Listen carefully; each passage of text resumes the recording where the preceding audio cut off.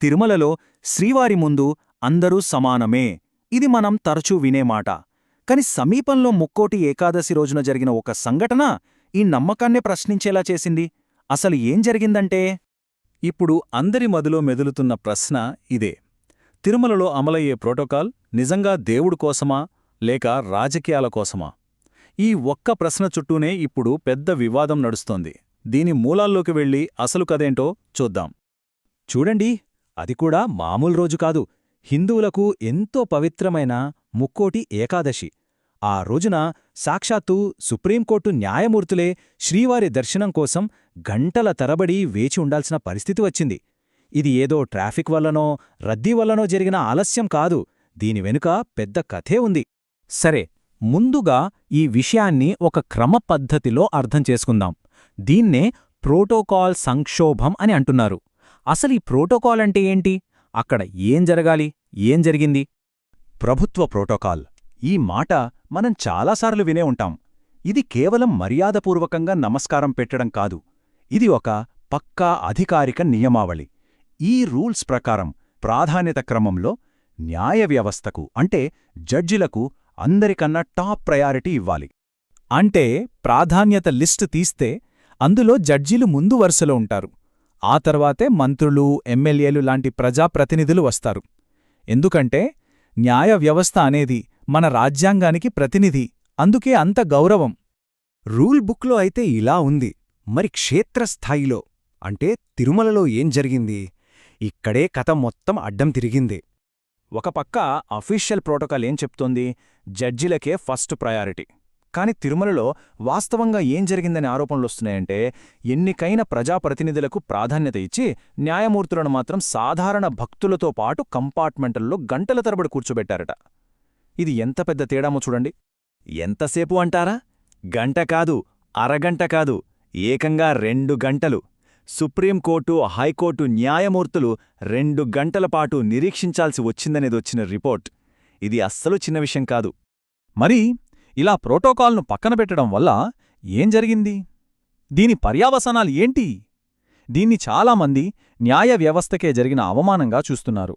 ఈ ఘటనతో సహజంగానే కొంతమంది న్యాయమూర్తులు టీటీడీ అధికారుల తీరుపై చాలా తీవ్రమైన అసంతృప్తిని వ్యక్తం చేశారని తెలుస్తోంది. అంతేకాదు, ఒక జడ్జికి కేటాయించిన కాటేజీలో కనీస వసతులు కూడా సరిగ్గా లేవని ఆరోపణలొచ్చాయి. దాంతో ఈ విషయం కేవలం తిరుమల తిరుపతి దేవస్థానానికే పరిమితం కాలేదు. ఇది ఏకంగా రాష్ట్ర ప్రభుత్వ ప్రతిష్టకు ముడిపడిన సమస్యగా మారింది. ఎందుకంటే బయట రాష్ట్రాల నుంచి వచ్చే వీఐపీలు, న్యాయమూర్తులు, వాళ్లకి ఏదైనా ఇబ్బందొస్తే వాళ్ళు టీటీడీ ఈవో ఎవరో, చైర్మన్ ఎవరో చూడరు. రాష్ట్రంలో ఎవరు అధికారంలో ఉన్నారో ఆ ప్రభుత్వాన్నే బాధ్యుల్ని చేస్తారు. అందుకే ఇది ఇప్పుడు ప్రభుత్వ గౌరవానికి సంబంధించిన విషయంగా మారింది. ఇంతకీ అసలు ప్రోటోకాల్ను పక్కనపెట్టి ఈ ప్రాధాన్యతల్లో తేడాలు ఎందుకు చూపిస్తున్నారు? దీని వెనక ఒక నీడ పరిపాలన నడుస్తోందనేది ఇప్పుడు బలంగా వినిపిస్తున్న ఆరోపణ. ఓకే, మరి అసలు ప్రశ్నకి వద్దాం. రూల్స్ని పక్కన పెట్టి సాక్షాత్తు సుప్రీంకోర్టు జడ్జీలనే వెయిట్ చేయించేంత ధైర్యం ఎక్కడ్నించొస్తోంది? ఎందుకిలా జరుగుతోంది? దీనికి సమాధానంగా వినిపిస్తున్న ప్రధాన ఆరోపణ ఏంటంటే, టీటీడీలోని కొంతమంది అధికారులపై గత వైసీపీ ప్రభుత్వం ప్రభావం ఇంకా పోలేదన్నది. వాళ్లే ఇంకా చక్రం తిప్పుతున్నారని, అందుకే ఇలాంటివి జరుగుతున్నాయని అంటున్నారు. దీనివల్ల అక్కడ 2 రకాల వ్యవస్థ నడుస్తోందనేది ఆరోపణ. స్టెప్ 1, గత ప్రభుత్వానికి దగ్గరగా ఉన్నవాళ్లకు మాత్రం రెడ్ కార్పెట్ వేసి మరీ ప్రత్యేక దర్శనాలు, మీటింగ్లు ఏర్పాటు చేస్తున్నారట. ఇక స్టెప్ 2, అదే సమయంలో ఇప్పుడు అధికారంలో ఉన్న పార్టీ ఎమ్మెల్యేలు ఫోన్ చేసినా ఎత్తట్లేదని, అపాయింట్మెంట్లు కూడా దొరకట్లేదని సమాచారం. ఈ తేడాని ఇంకా స్పష్టంగా చెప్పాలంటే ఒక ఉదాహరణ చెప్తున్నారు. టీడీపీ లీడర్లెవరైనా దర్శనానికి వెళితే వాళ్లకు అయ్యో రూల్స్ ఒప్పుకోవండి, దర్శనం కుటుంబ సభ్యులకు మాత్రమే అని చెప్తున్నారట. కానీ అదే సమయంలో వేరే పార్టీల వాళ్లు తమ పార్టీ కార్యకర్తలతో కలిసి వెళ్ళినా పట్టించుకోవట్లేదట. అంటే రూల్స్ అనేవి పార్టీని బట్టి మారిపోతున్నాయా అనే అనుమానం వస్తోంది.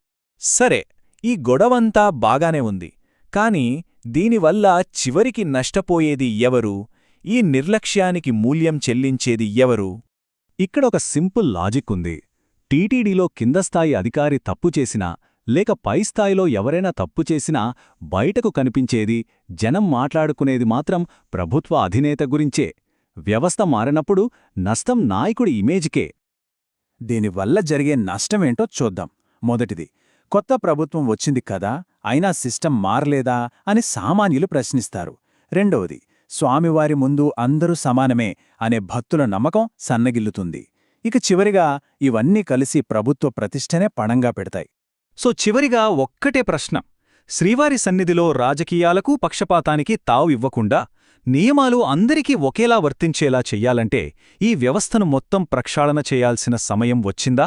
ఇది కేవలం ప్రభుత్వమే కాదు, భక్తులు కూడా ఆలోచించాల్సిన విషయం.